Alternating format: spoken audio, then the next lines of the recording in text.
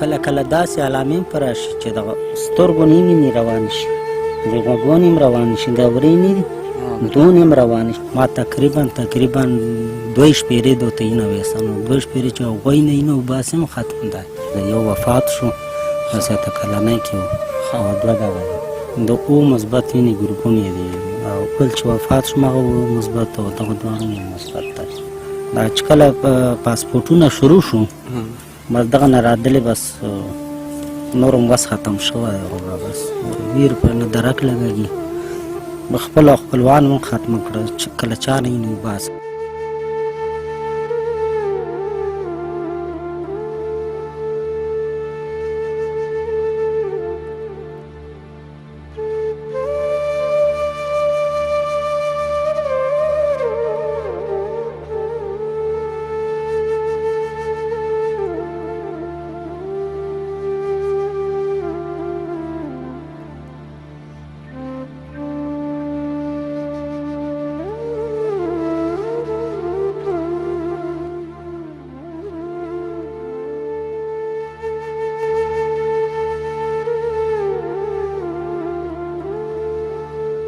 بسم الله الرحمن الرحیم. د المقدس خیریه بنسټ قدرمنو لیدونکو یو ځل بیا سلامونه او نیکې هیلې احترامات درته وایم. قدرمنو دوستانو، یو ځل بیا ننګرهار ولایت د غني خیل ولسوالۍ د کانال 6مې ویلې ته راغلی. په دغه ساحه کې یوه کورنۍ ده چې د دغې کورنۍ کړاو او د دغې کورنۍ یو ستر بوج د دغه مشر په اوږو باندې دی. درنو ملګرو، یو کور او په یو کور کې 3 ماشومان او هغه هم د کینسل په مرض باندې اخته، ځکه چې د وینې کمبود دی په دې ماشومانو کې او دغه مشر یې په ځوانۍ باندې سپین ږیری کړ. موږ بیخي پېژاندو، خو زموږ یو ویډیو ته یې لیکنه کړې وه چې موږ ته باید هم راشئ او زما دا حال هم په لیدونکو باندې وګورئ چې زما په کور کې هم ماشومان دي او هغه کینسل دي، یو ماشوم یې وفات شوی هم دی. دا چې اوس مهال دی په څه حالاتو کې دی او ماشومان د کوم وخت نه را په دې خوا په دغه مرض باندې اخته دي، او کله چې دغه مرض ورباندې راشي علامې څه وي، دغه پوښتنې د دې مشر نه کوم او تاسې هم را سره واورئ. درنو ملګرو، که د چا وس وي مرستې را سره وکړئ، او که د چا د مرستې وس نه وي نو دا هم یوه غټه مرسته ده چې دغه ویډیو د شتمنو خلکو سره شریکه کړئ تر څو د دغه مشر نه دغه بوج یو څه کم شي. زما نوم دی اجمل. اجمل، څه کار کوي؟ زه خو والا چې په خپله ډریور یم. ډریور یې؟ خپله لارۍ ده که پردی لارۍ؟ نه، پردی لارۍ. 15,000 کلدارې میاشتن خام ده. 15,000 کلدارې. او څومره فامیل ټول؟ 10 کسه فامیل یم. 10 کسه فامیل. او په دې کور کې چې دغه کوم 3 ماشومانو تاسې راته ویلي چې وفات شوی، هغه څومره وخت نه دوی باندې دغه مرض راځي، یعنې پیدا شي راځي که نه وروسته؟ دا چې ورته کله پیدا شي نو یو کال صحیح، بیا هغه نه پس دا مرض ورته ونښلي. په ټولو ماشومانو کې دی که نه؟ نه، په 6 هلکانو 3 صحیح دي، 3 کې دا مرض دی. یو وفات شو داسې اته کلنی کې و او 2 دغه دي. یو وفات شو.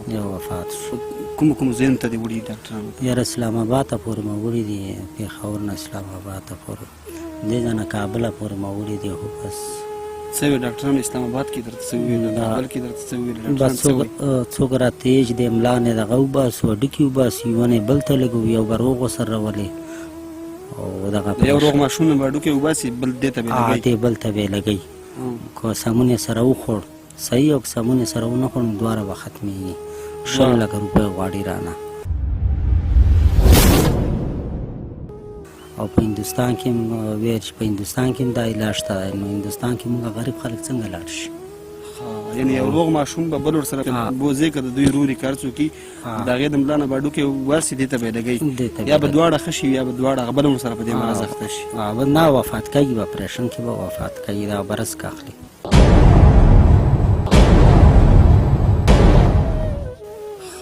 یعنې بیخي په هغې کې دا چانس نشته چې 100% کې به دغه کېږي.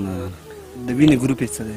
د او مثبت وینې ګروپونه یې دي، او بل چې وفات شو هغه مثبت او دغه دواړه مثبت دی. څومره مصرف به درنه اوسه پورې په شوي په دې باندې؟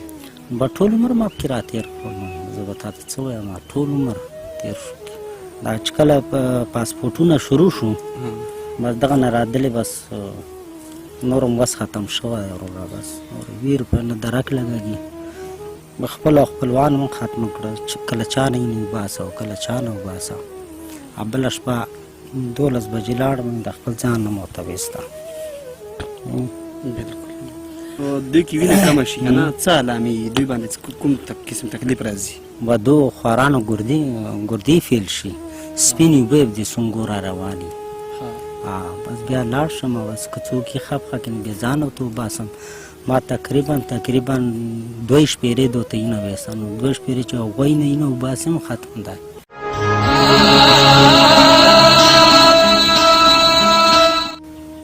او کله کله داسې علامې په راشي چې د سترګو نه وینې روانې شي، د غوږونو هم روانې شي، د اورۍ نه دي دون هم روانې شي، په ډکو متیازو کې مې په تشو کې هم روانې ټول روان شي. داسې ټیمونه هم راغلي دي چې دې ورکې ته مې په یو شپه باندې 14 ډراپه اینه وراچولې، 14. او داسې وخت هم په ما راغلی چې ما ځان نه 1000 سیسي نه ایستلې، 1000 سیسي انسان نه ته وباسه په یو ټیم. 500 مې دلته ویسته، دا تر ختمه شوه، 500 مې بیا پېښور کې ځان نه ویسته.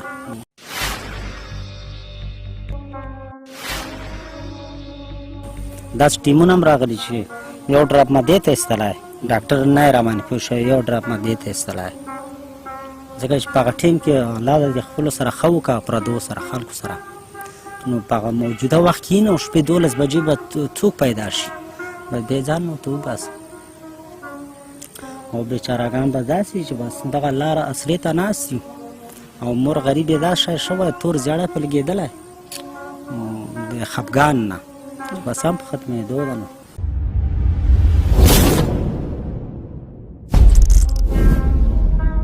کوم شتمن ورونه چې ستاسې دغه ویډیو ګوري، تاسې ویني مسلمانان ورونه دي، انشاءالله نیکان خلک شته دي، زمونږ ډېر ویډیوګانو کې خلکو مریضانو سره مرستې وکړي، د هغوی نه ته څه غوښتنه لري؟ موږ هغو نه دا غوښتنه ده چې بس الله د رضا دپاره دغه ماشومان سره مرسته وکړه چې دغو علاج پې وشي.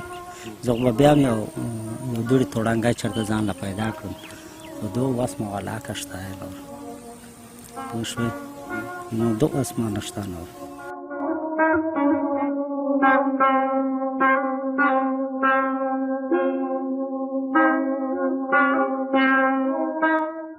د دې نه غټ ماشومان لري په کور کې؟ او یو 3 نور هم دي، څوک مدرسې، څوک مکتبونه دي. بعد هغه 3 کې یو مړ شو، 2 دا دي. یو وفات شو. څومره وخت بعد په دې باندې دغه تکلیف راځي؟ یعنې ته یو ځل اینه ورته ورواچوې که نه، بیا څومره وخت بعد دا مرض پې راګرځي دوی باندې؟ دا اوس بله شپه مې ور واچوله، دا پارچې ما سره دي، بیا سبۍ له دنه بیا ټوله ووته. اوس مجبور یم سبا بیا څوک له وګورم، که بیا پیدا نه شو بیا ځان نه ورته وباسم.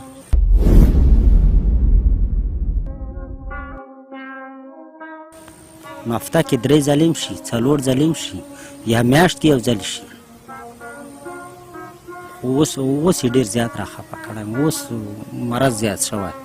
خو په دې دواړو کې سخت کوم یو دی یعنې چې ته اوس دا ډېر سخت دی، دا سخت دی، خو دلته بیا هم کار شي.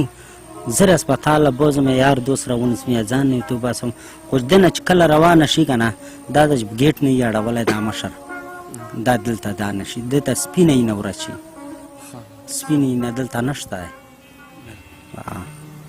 قدرمنو دوستانو، زما تر څنګ د دغه ناست مشر خبرې تاسې واورېدې. باور وکړئ چې دا د ژوند سره یو اوږده مریضتیا، یوه تړلې مریضتیا چې انسان بیخي په خپل ژوند کې راتنګوي او خفه کوي. مشر په خپلو خبرو کې وویل چې که مور یې د هغه هم د خفګان د لاسه تور زیړی اخیستی، هغه هم ختمه ده، ځکه چې د خپلو بچو غم او درد ویني خو وس یې نه رسي. دا داسې یو لاعلاجه مرض دی چې په دې کې بس دغه وس د چا کېږي چې څوک وینه ورته ورکړي، او یا هم څوک مرسته ورسره وکړي چې د دوی دپاره په کور کې پیسې ایښې وي، او سم د لاسه چې څنګه ورباندې مرض راځي او سیده یې هسپتال ته رسوي، بل علاج یې نشته. نو د الله امتحان دی درنو ملګرو، په دې کور باندې راغلی، په دې مشر راغلی. راځئ د یوې ژوندۍ ساه سره مرسته وکړئ، یو ژوندۍ ساه ژوند وژغورئ. دا درته نه وایو چې په خیل پسې لاړ شي یا دا یا هغه. موږ تاسې نه دا غواړو چې په هر هیواد کې زیاتره بېشماره ځوانان زموږ په بهر هیوادونو کې دي، که لږه لږه شتمني هم د خپلو پیسو نه مصرف کړي او په دغسې لارو کې مصرف کړي، الله به ورته ډېر اجرونه ورکړي. دا خو الله وعده کړې ده چې هېڅکله په صدقه باندې د 4 روپۍ نه کمیږي. نو په دغسې برخو کې را سره مرسته وکړئ. موږ دومره وس وو چې موږ د ده غږ او د دغه ماشومانو حال تاسې باندې وکتو، تاسو ته مو در واورېده او نور په دې تاسې پړی یاستئ چې څوک پیسې لرئ، څوک شتمن خلک یاستئ یا نوره څه مرسته ورسره کولی شئ او مرسته نه کوئ. نو درنو ملګرو په دغسې برخه کې زموږ سره جدي مرستې وکړئ او موږ به یې دغسې کورنیو ته لاس په لاس رسوو. ډېره زیاته مننه.